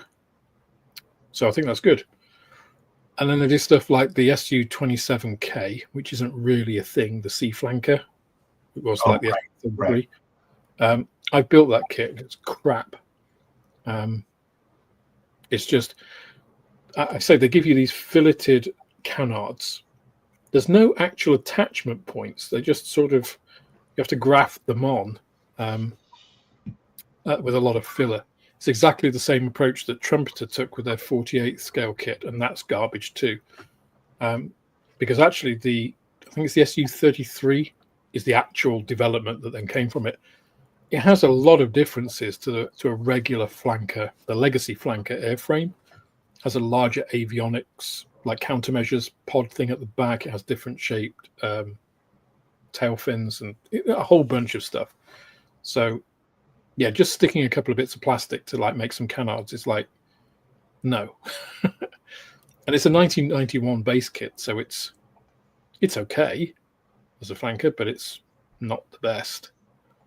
So the Sherman, the Patton, they're old. I mean, the Sherman, there are so many Shermans which are better than that Italeri one. Again, how well are those going to go down? So I kind of want to give them a bit of a free pass for the fact that they're bringing out some broad subject renditions and some unusual things, but then you can't just give them a free pass just because of that, because that's kind of their purpose, right? That's what model companies exist for. And there is some crap in those re-releases, you know, some old shit which isn't worth much. And I guess they're not going to do like an airfix classic and sell it for cheap. You know, if you look at the P119, is it the P1191? I can't remember now on the 9. Whatever it is, the Hawker Harrier progenitor. I mean, that's what, $6.99? Airfix make virtually nothing on that kit. And it's nostalgia bait and all the rest of it, and it's, you know, it's a kit of its time, but they're not charging £20 for it. Yeah. I get a feeling that some of those old kits that Italeri are bringing out are going to be 2024 prices or 2025 prices for a 1960s, 70s, 80s, 90s kit, which isn't on. You know, do something to it, like that flanker. If they re-engineered, if they retooled the main body and gave you different fins, yeah, then I'd buy it for sure, because it's kind of an ethical flanker, right? Because we relied on Zvezda for accurate Russian stuff, and now nobody here is buying from Zvezda. Most people aren't buying from Zvezda. So having the option to get a decent flanker that isn't Russian, you know, I'd love to build a Ukrainian flanker, but there isn't really one that I want to build, you know. Yeah. So I do have a Zvezda flanker that I'm going to build for somebody as what is it, Blue 25, I think, the White Wolf, the guy who came back out of retirement to defend the war. He was killed. They think he was killed in a friendly fire incident because there was just so much stuff flying about. But he did all of the acrobatic shows, you know, before the war, obviously. Incredible pilot, absolutely amazing. And I'm going to do his. It's a Zvezda kit, but it was bought, you know, I think like 10 years ago or something. So ethically sourced Zvezda, that's it's like we're going into organic food now. Yeah. Ethically sourced kits. So yeah, I think it was a real mixed bag. I think it was hard to judge. What did you think, John? For which kit? I'm sorry. Just for the general Italeri release. You know, what was your impression of it all? So again, I missed the first, I don't know, maybe 10 minutes or so. And I came in and I caught that little tankette. It was great. To be honest, you only missed a couple of kits before. Oh, okay.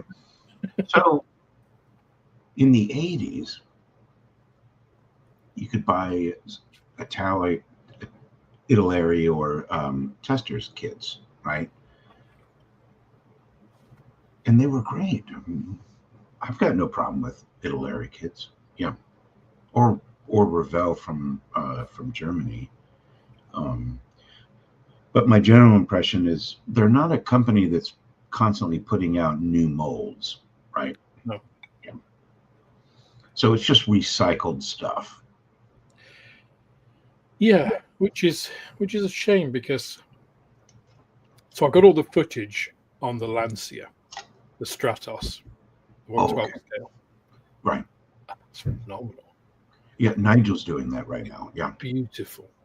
But don't tell me that now. I'll have to try and beat him. But I mean, it's huge, but it's expensive. I mean, it is expensive. How but it is much good. is it? Oh, I mean, I paid way over £100 trade for it. So. Oh my gosh. Let's see. So a bit of a niche for them is they do a whole bunch of 1/12 scale cars, like that Bugatti, right? Don't they do one of those old Bugattis? And, yep. Yep. Okay, so the well, that's not the list price. Okay, take care, Julian. Yep. So it's about £200. Okay. So what's that, $240, $250? Probably, yeah. Yeah. Which is expensive. I mean, you get a lot of kit for that. And as I said, in the video, it's like Italeri, I think, need to work out what they are. Are they these producers of, they're not doing many new tools, but what they're producing is high-end, high quality, super detailed. I mean, you get there's an etch fret in that kit, like a big sheet of photo etch. There are 2 massive sets of cartograph decals to do all of the rally stuff. The transparencies look good, including this massive curved windscreen for it. The body parts, it's all colored appropriately, so you get a white body shell and panels. The interior is black. The underside is all like gunmetal gray in the engine and stuff. You get chrome parts for all of the chrome stuff. You get yellow wheels, the hubs for the wheels, because they were yellow. So that's all good, right? Because painting yellow on black is a pain. Painting yellow on yellow, not so bad. Or you could just not paint it if you don't really. I mean, who's going to paint it? Right. You could just paint it, but spray some varnish on it. You're done, right? Yeah. So that's one side of it. That's like the super good bit that you're paying for, but fair enough. And then they've got the an old 1970s Eschi G91. So 3/4 tablespoons into 8 ounces of water. No, 3/4. Sorry, it's my wife. it's okay. 8 grams. Yeah, she can't read. She does all these supplement things. Sorry. No, I was just saying, you got this one side of the business which is really aiming for high end, which I think they tried to do with the 205, the 1/32 scale 205, but I think they over-egged their pudding and priced it too high. And then at the other side, you've got all this cheap shit that they're doing, but they're not selling it cheap. So you've got the Eschi kits, the old 1970s Italeri armor and stuff. And it's like, well, which are you? Because you can't really take them seriously as a high-end manufacturer if they're also selling expensive crap. So, because you can sniff it out, right? I mean, you can immediately see expensive crap, and you're like, okay, I just got gypped, right? Yeah. And the thing is, with scale mates, it's if you're in the know, you're not gonna. That's not gonna happen. Right. So, a couple of quick questions here. Well, there's a couple of comments actually. So one after the. There we go. Can you explain in a nutshell what MLT/MMLT can be used for? So basically, if you are, so it's used for spraying. Basically, you can thin Tamiya, Mr. Hobby, or any lacquer paints with it. So anything that has a lot of alcohol in it as a paint or is based on a lacquer is completely missable with either of those thinners, Mr. Hobby or mine, which is the same thing. It lowers the surface tension if you're spraying a lot, so it goes on nicely. So yeah, that's what it's used for. It gives a nice level finish because it increases the drying time slightly from the alcohol waste. Now you can spray some other paints with it. You can dilute it and spray those. You have to be really careful. You always test it first because a lot of, I would say probably the majority of aqueous emulsion acrylics, like ICM, for instance, these contain a lot of other stuff which really likes water and doesn't like being an organic solvent. And that will drop out of solution, sort of precipitate, and it will gum up your airbrush. And those might be pigment containing as well, in which case you'd lose a lot of the potency of the paint. So, which is why a lot of people prefer spraying with lacquers or Tamiya because they spray nicer. Yeah. Lemmer Crazy just posted a good point. You can use Mr. Color leveling thinner to thin enamels, and they work great through an airbrush. Yeah. Yeah, anything organic based. Yes, that's a good point actually, because I've done the same thing with umbrella enamels. Exactly. Yeah. Me too. Yeah. So actually, ironically, for enamels, they shorten the drying time, whereas for lacquers, they extend the drying time. Yes.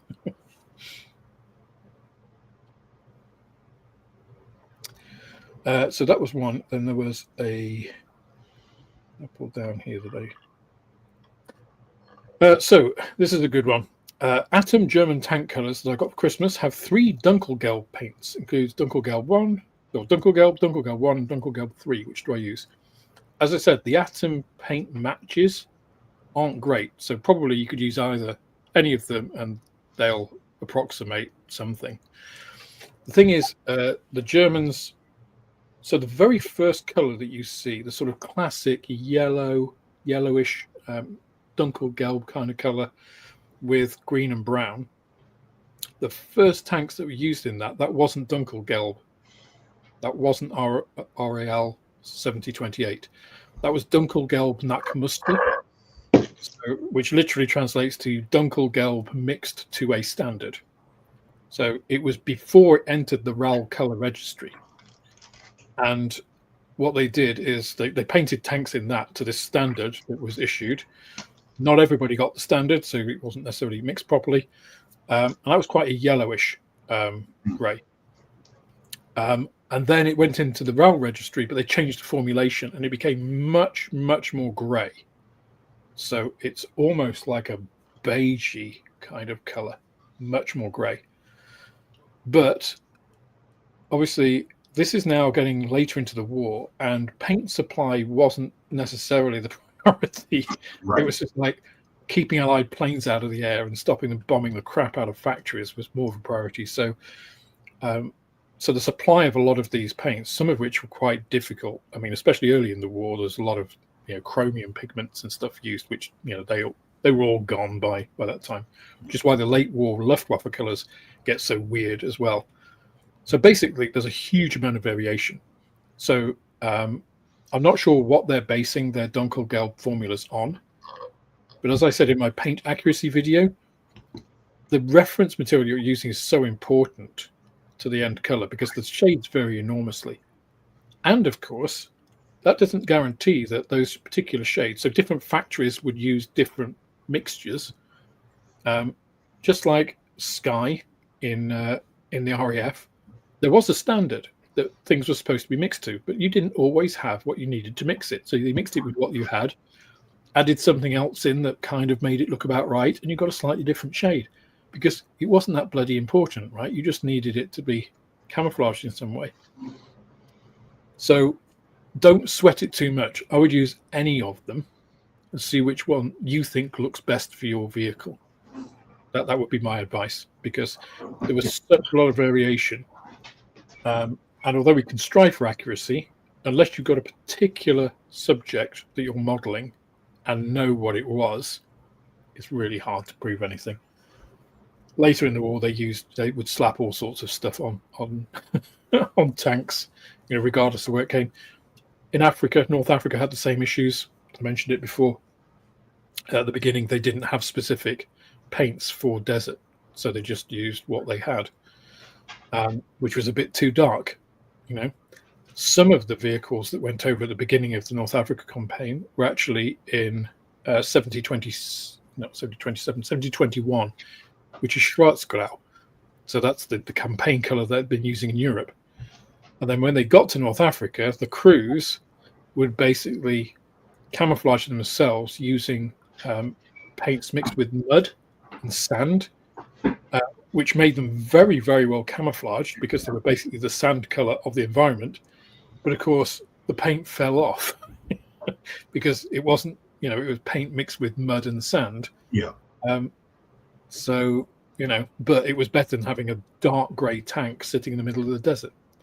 Later on in the campaign, because it went backwards and forwards all over, there are reports of tanks being painted in all kinds of stuff. Italian colours, captured British middle stone, all sorts of bits. So, people can always say, "Oh, that was never that color." It's just like, well, proof that it wasn't. Exactly. In all of the chaos of war at that time. Yeah, at the beginning of the Polish campaign, well, even at the beginning of the Polish campaign, there was a standard which said everything 70-21. Or at the time, it was like 44 and 45, I think, were the numbers. This was before the RAL system became as it is now. But it's 70-21 and 70-17, which is Schwarz-Grau and Dunkle Brown. But not everybody got the message. Not everybody had Dunkle Brown. Yeah. So a lot of tanks in the Polish campaign were just in 70-21, just dark grey. Add to that the fact that the contrast between them was almost negligible. On a black and white photo, unless it's a really good one, Cannot tell the difference. you cannot tell the difference, or it's very difficult to. And then, of course, in 1940, they just said, well, just paint them all grey. Don't worry about it. So, paint what you feel is right for your model and you feel looks best. And don't worry about the what do you guys call them? The rivet counters. Oh, I'm sorry, that's not the right color. Okay, well, can you provide me a color swatch photo? Yeah, a Pantone balanced color representation of that. Exactly. It's just silly. Even if you had the actual tank at the time, that paint is, what, between 80 and yeah. It's like, guess what? Plus it was out in Africa in harsh UV, weathered for however many years before it was recovered. Yeah. It's like, you think that's the same color? German paints were notorious. So again, this 70-21, you will almost never see a photograph of a German tank that looks like that. I've seen one, and it was because it was because it was cleaned and polished, ready for display for a parade, and that was it. And even then, it actually looked slightly glossy because they'd cleaned it and polished it and stuff, so it wasn't, because the paints were matte. And because they were matte, they were notorious for attracting dust. So as soon as you drove it through a field, it would look like a different color. A lot of people used to think that they actually used 70-16, which was used for a lot of German equipment, anthracite grau. But it never was. It was never specified. It may have been used, by Cruise and Pinch. But it was just that the tanks got so much dust that they looked lighter than they were painted. And then they faded in the sun, and then they got weathered, and then maybe if they got touched up, they were touched up with God knows what. So, are you going to paint something? I'm sure everybody has touched up paint in a house or on a piece of furniture that's been around for a few years, and you use the same paint that you painted it with, and you put it on, and it's a different color, because that paint on the chair or whatever it is has had the sun on it for 2 years, and the paint in your tin hasn't, and so it hasn't aged in the same way. So you can either paint it the same and you've got a weird patch, or you can add a little bit of white or something to it to try and match the color. So, is a tank crew going to use 70-21 to paint, it's had a big scrape on a wall or something, and it's a big shiny bit, you don't want to get rusty. Well, we'll paint over it. We've got some 70-16 here that we, use to paint this equipment, and that's about the same color as the tank is now, so we use that, Again, we can strive for accuracy, but you don't have to be anal about it. Exactly. It's a hobby. Yeah, enjoy it. Yeah, I enjoy the research side. Not everybody does. Yep. I'm not going to call somebody out for painting something in this or 70-16, which is a touch lighter. If I showed you that, okay, and I get a 70-16 tank and show you, can you tell the difference? No. I mean, actually, it's the same tank, but you wouldn't be able to tell with one done in that. So it's just like, come on, guys. Unless you're a tetrachromat, and then you're lucky anyway. So, a question from Griffia: any idea of Eduard cancelling their 148th Mackie series had something to do with this Italeri release? I don't think so. I stand to be corrected, of course, but you got to think developing a tool, an injection molding tool, takes a couple of years. You can rush it through in a year, 18 months to a year if you're lucky, but generally it's at least 2 years to develop a tool. So if you think the stuff that we saw from Airfix has been in development for at least a year and probably 18 months before, right? So, which makes sense that, as Dale said, we were all talking about a Jaguar last year, and he's like, yeah, we've got one coming, but we can't tell anybody that. But they obviously at Airfix know, yeah, we're working on one right now, and you'll get it next year. So, that's the insider knowledge that they have. But if someone's cancelling something, and you think, well, we could do that, it's like, yeah, but that's going to be 18 months from now. Right.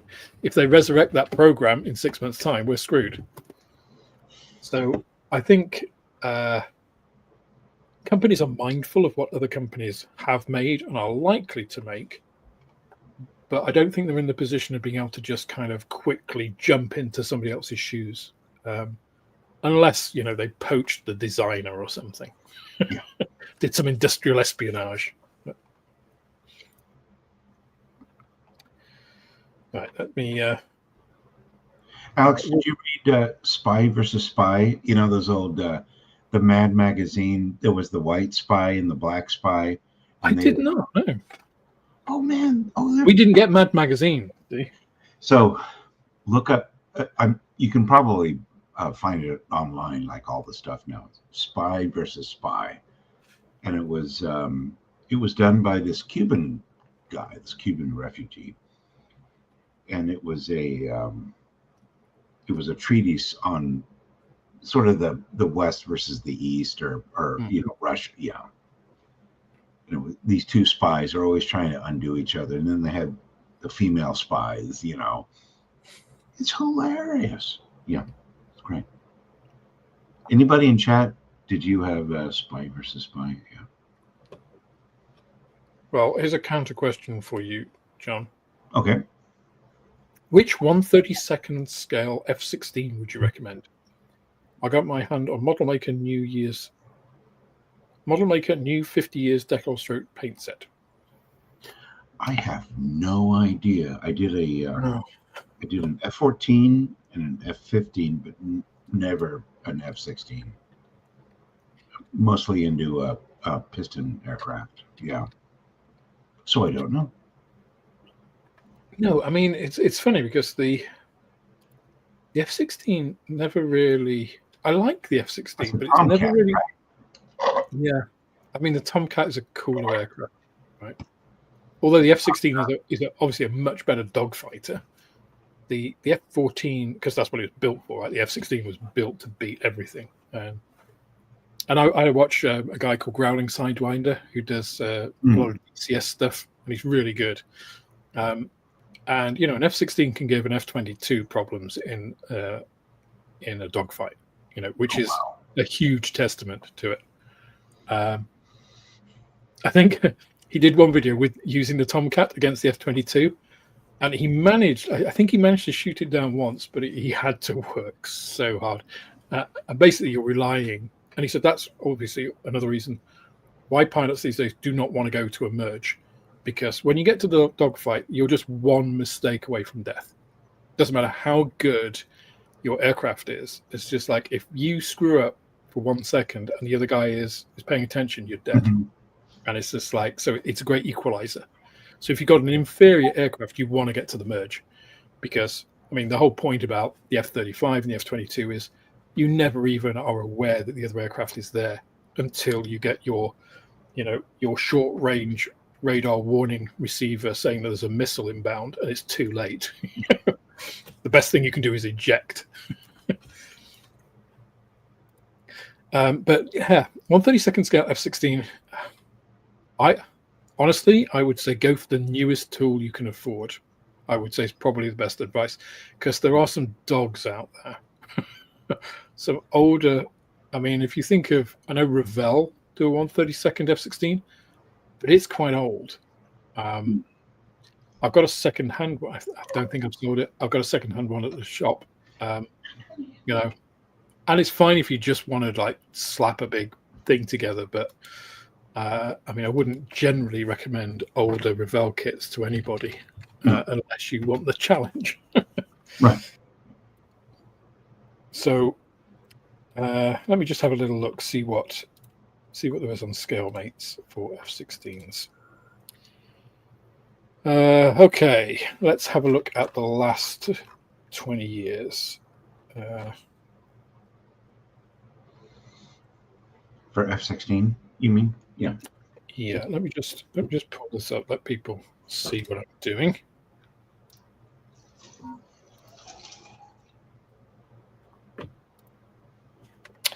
So here you can see we've just gone to put F-16 in scale mates, gone to kits, full kits, 1/32nd scale, aircraft jets, and then topic F-16. So that's usually where I drill down to subjects. And then you can, everything here is 1/32nd scale. And then if we scroll down, I can then choose, let's choose from 2010, right? And here we go. So AFV Club and Academy looks like. So let me just click on the Academy one, because one of the things you want to check is it really an Academy kit or does it belong to somebody else? So that's actually a 2005 tooling. The AFV Club is actually the Academy kit. So it looks like Academy is probably best bet. And Academy kits, not generally that bad. The Revell one, see here we go. The Revell kit is from 1979. That's its original boxing. So, 79. Jeez. I mean, it's a kit of its time. I think the boxing I have in the shop is this one. I was in the 5th grade. Moonraker had come out, So I would say the Academy is your best bet there. So the Hasegawa one is going to be a lot older. That's 77, but Hasegawa are generally okay. I tell you what I would like to do, and I wish the project had actually gone through, is the XL, the F-16 XL. That was a cool plane. I mean, it's almost like a Eurofighter, single-engine Eurofighter, isn't it? Way before its time.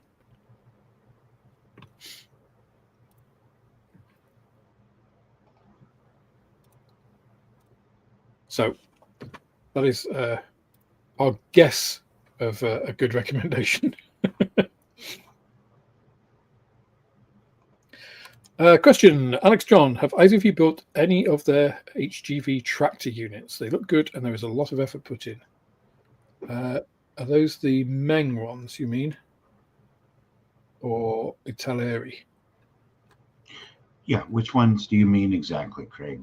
Sorry. I'm guessing you mean Italeri, but well, I can answer the question for both. No, I've not built any HGV tractor units, so that makes it very easy. Yeah, neither myself. So we are no use at all in that question. Come here to the stream and have your questions not answered.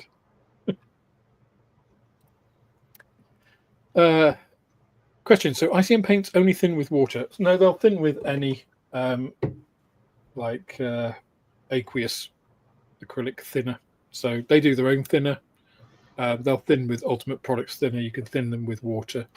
If you're thinning any paint, any acrylic, water-soluble acrylic paint with water, use deionized water. Don't use tap water. So, because tap water is highly variable. If you live in a soft water area, it can be quite acid. If you live in a hard water area, it's got a lot of calcium in it. Calcium, obviously, is what makes your water hard. It's extremely insoluble. It will come out at the slightest opportunity. It's insoluble. That's what causes limescale, right? It'll screw up your airbrush. So You can buy a big 5-litre container of deionized water at Lidl for like a couple of quid. It costs you nothing. So yeah, use that. But the advantage of using a thinner is they'll contain either a detergent or a little bit of something like isopropanol or a similar alcohol, like a polar organic compound. So which will help. That's what I was going to ask you, Alex. If you shake it, does it bubble? Yeah. So it has a surfactant in it, like So a detergent. if you look at this, if you can see that, it's got a bit of foam on there after I've shaken it. This actually doesn't have much. So sometimes you can have surfactants, That's which a small foam. Yeah. You can also have a little bit of organic solvent in as well. And they help reduce the surface tension, so the beading. So they help coverage on the model. But generally, like Vallejo 3rd Gen AK, you shake them. I mean, they're so bubbly, right? Yeah. I mean, this actually is one of the least bubbly aqueous thinners Okay, cool. that I've used. And you can tell that has organic solvent in as well. You can just smell it. All right. I expect it's something like butoxyethanol, a modified alcohol, basically. Yeah.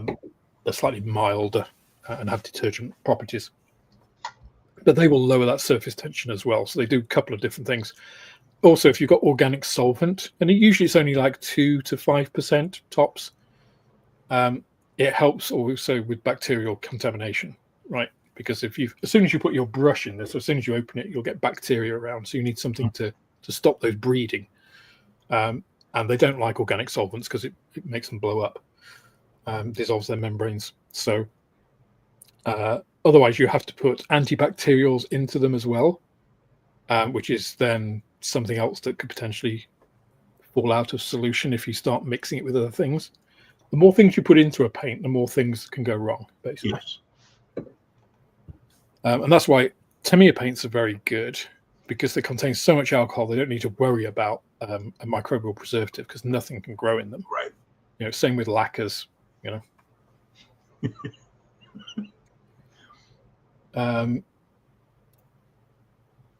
Yes, you also have. Okay, so that's a good question. Watch my upcoming video. That'll be coming out probably next week on my German AFV paint mixing. Oh, so nice. I'll go through not all the variations of Dunkle G, but I'll go through the different theatres and from 7021 all the way through to oxide rot at the end. Okay, what have we got? We are coming up to the witching hour, so just want to make sure I've covered the questions.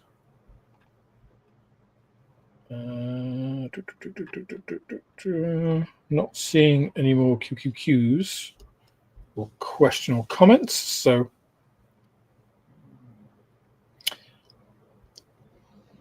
I think we are all good there. Florrie was always raving about using AK 3rd Gen thinner for water-based acrylics. I've never used their thinner, but considering that ICM paints are essentially AK, don't tell anyone, I imagine their thinner might also be exactly the same stuff. This is cheaper than AK thinner. These paints are cheaper than AK paints. Go figure. And this stuff traveled to the Ukraine and back. I don't get it, but but I'm happy. Dave, he says, is there any other model company releases we should look at? So obviously we've had ICM, we've had MiniArt, we've had Airfix, now we've had Italeri. Yeah.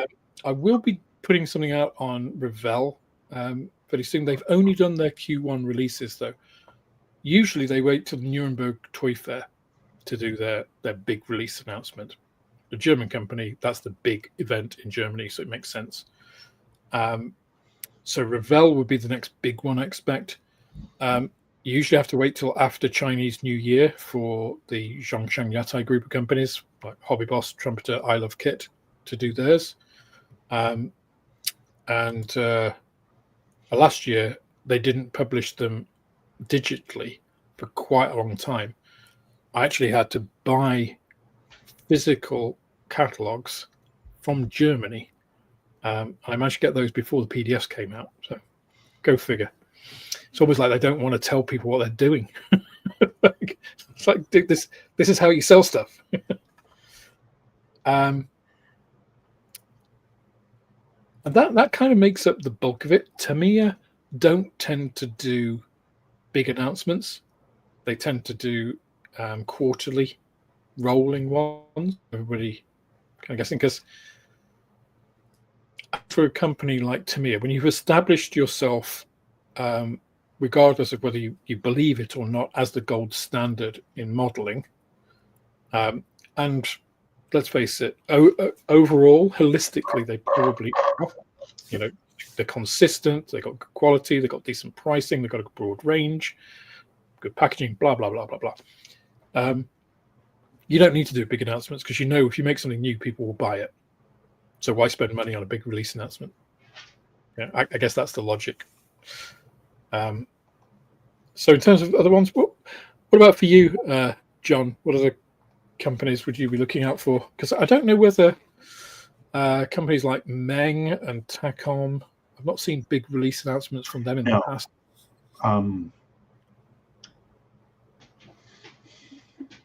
What else have I looked at? The ICM, the Ryfield models, the Paladin. It will be here on Friday. Oh, nice. Yeah. So hoping to get a box opening out over the weekend, because that's a brand new kit, whatever.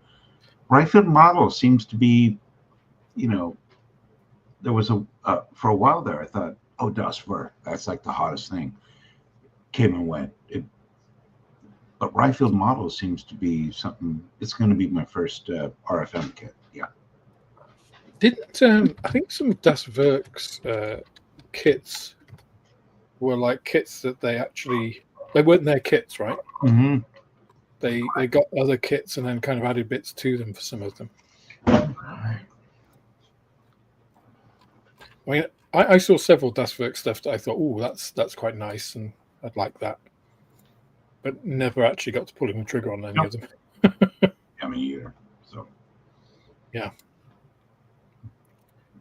No, so I think in terms of big model companies, Revell are kind of the next big one with the Nuremberg Toy Fair, which I guess is when they're going to do that.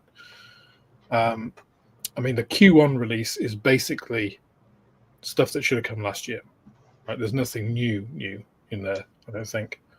It's things like Naruto. It's the it's not even the Meteor. It's like the F-35 1/72 scale.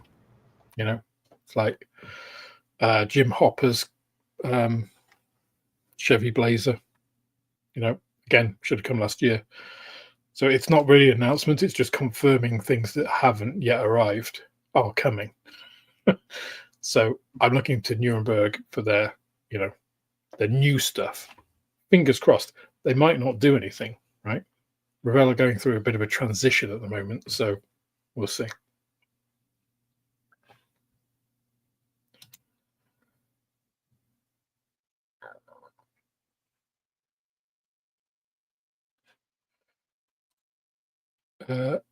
Andrew said, "I just woke up, anesthetic has worn off and pain kicked in.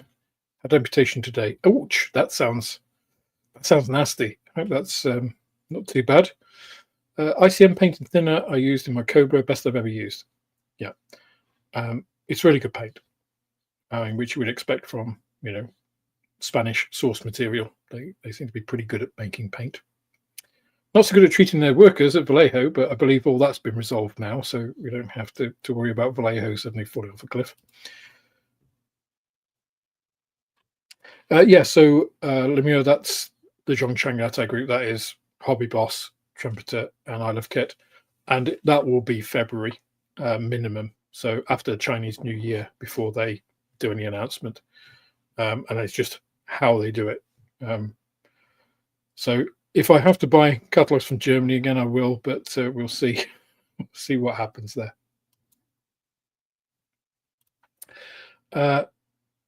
Now this one I think is probably something you can answer, John.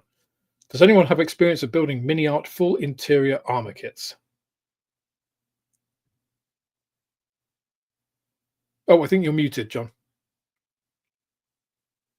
Thank you. Yeah, because my daughter was leaving, so I wanted to go over and say hi. Mark, great question. They're fantastic, but they're really involved. They take a lot of time. And so it has to be, it's not something that, you can work on and finish it within, quick period. A month. Yeah, exactly. Yeah, I mean, take like at least 3 months.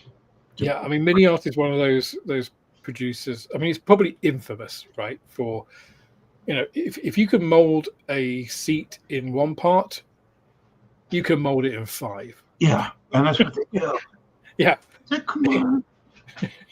If you can mold an engine in 2 halves, you can do it in 100. They literally won't mold on, so like an oil pan, they won't mold on the plug, right? That you would, it's terrible. Yeah.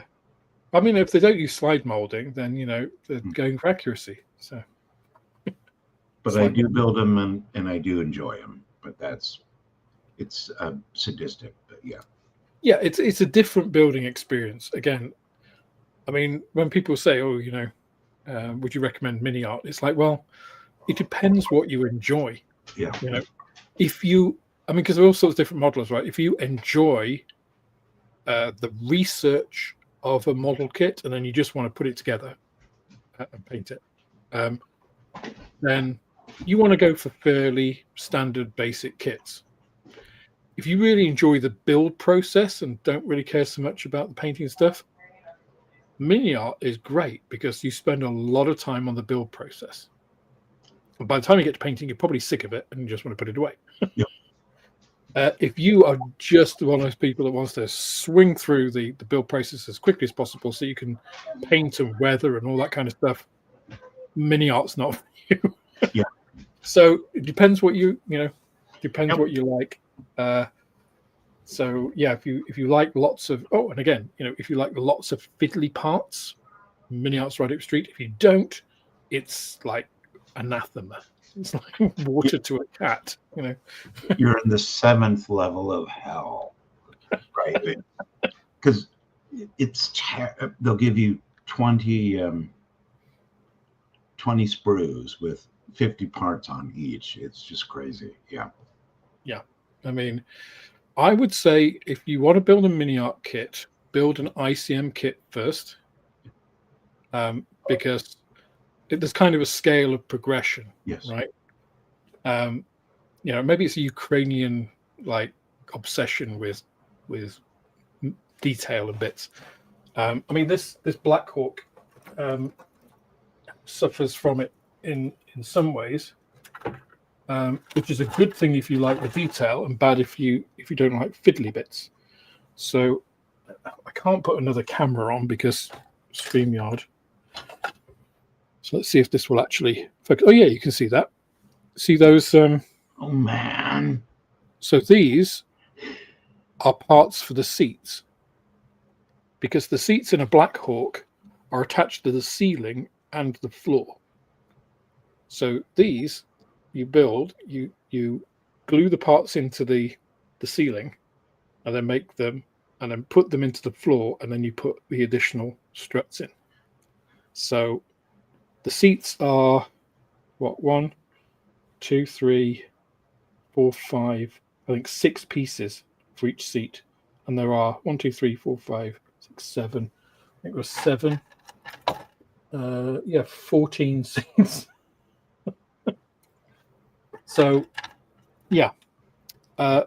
MiniArt would further break that down. Correct. So yeah, it's like I would try if you liked building the airfix Sea King, the full interior of that, which was quite modular. It was quite nice, but you had these little things which went together, and then you could just pop them in. Then try an ICM kit like the Black Hawk, which has an interior and stuff. And if you like that, then go to a MiniArt kit. If you didn't like the interior of the Sea King, stop. Don't go to an ICM kit. Don't go to a MiniArt kit. Stick with like exterior airfix kits. Okay. Well, we are just past 10 o'clock, so we shall call it there. Thank you, John, for joining me. Thank you for this evening. Thank you, everybody, to pop in. Let me know on the comments of the Italeri video, if you haven't already, what you thought of the release. Be really interested to see what you guys thought, because for me it was a really mixed bag, and I'm struggling to wonder really what the overall impression is, because they got some new tools, which is commendable. I mean, if I look at it for me as a modeler, there's not very much there. I look at it and it's just like, as a shopkeeper, I'm looking at it and thinking, if they release the Merlin, that's great. I can get those in and supply people.